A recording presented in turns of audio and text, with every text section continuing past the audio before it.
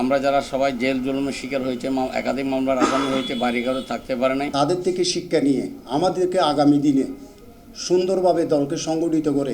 আসসালামু আলাইকুম দর্শক, স্বাগত জানাচ্ছি দৈনিক আজাদির বিশেষ আয়োজন কেমন নেতৃত্ব চাই প্রোগ্রাম।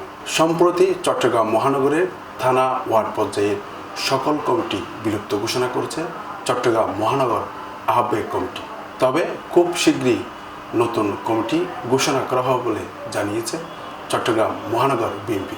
প্রত্যেক ওয়ার্ড থানা পর্যায়ে ঘুরে আমরা জানতে চাই এবং জানাতে চাই আগামী নেতৃত্ব কেমন চায়। আজকের পর্ব থাকছে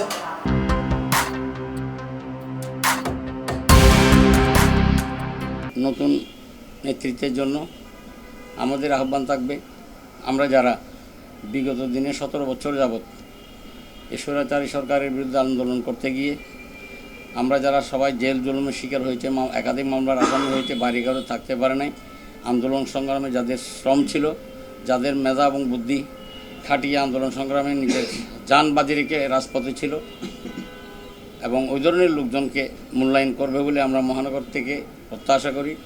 আর আমাদের এলাকায় আমরা যারা রাজনীতির সাথে সম্পৃক্ত, আমাদের অত্র এলাকার কৃতি সন্তান, বাংলাদেশ জাতীয়তাবাদী দলের স্থায়ী কমিটির অন্যতম সদস্য জননেতা জনাব আমির খসরু মাহমুদ চৌধুরী এবং চট্টগ্রাম 4 সংসদীয় আসনের সংসদ নির্বাচনে পদপ্রার্থী কারা নির্যাতিত নেতা লায়ন আসলাম চৌধুরী এবং আমাদের বর্তমান মহানগর কমিটির আহ্বায়ক সাবেক সাংগঠনিক সম্পাদক আমাদের উত্তর কাট্টালী কৃতি সন্তান জনাব মঞ্জুরুল আলম মঞ্জু বর্তমান কমিটির যুগ্ম আহ্বায়ক, আমাদের নেতাদের নেতৃত্ব মেনে এবং তাদের আদেশ মেনেই আমরা দীর্ঘদিন পর্যন্ত রাজপথে ছিলাম।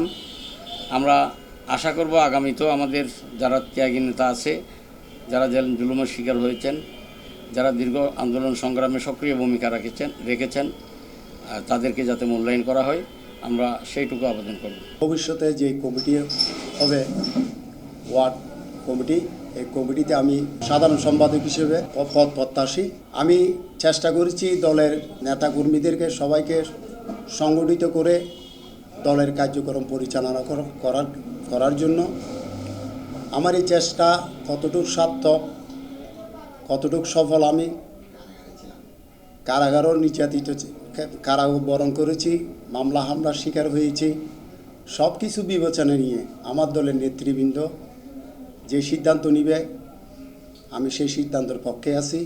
আমি চেষ্টা করব, যদি আমি নির্বাচিত হতে পারি, আমাকে যদি এই পদে অধিষ্ঠিত করে, আমি সবাইকে নিয়ে যারা ত্যাগী নেতৃবৃন্দ রয়েছেন, আন্দোলন সংগ্রাম করেছেন, কারা নির্যাতিত, সবাইকে নিয়ে আমি চেষ্টা করব দলকে সংগঠিত করে কাজ করার জন্য। তাদের থেকে শিক্ষা নিয়ে আমাদেরকে আগামী দিনে সুন্দরভাবে দলকে সংগঠিত করে জনগণের মাঝে মিশে দলের পক্ষে হয়ে কাজ করতে হবে।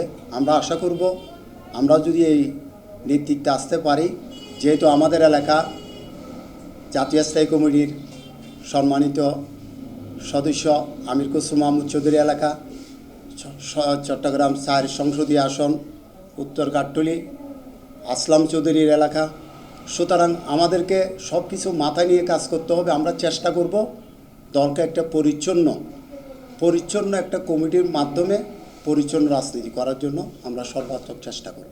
সদ্য বিলুপ্ত কমিটির যারা নেতৃবৃন্দ ছিলেন তাদের মন্তব্য নিয়ে আজকে আমাদের প্রোগ্রাম সাজানো হয়েছে। এর পরের পর্ব আমরা ধারাবাহিকভাবে প্রচার করব, আপনারা সাথে থাকবেন। আসসালামু আলাইকুম।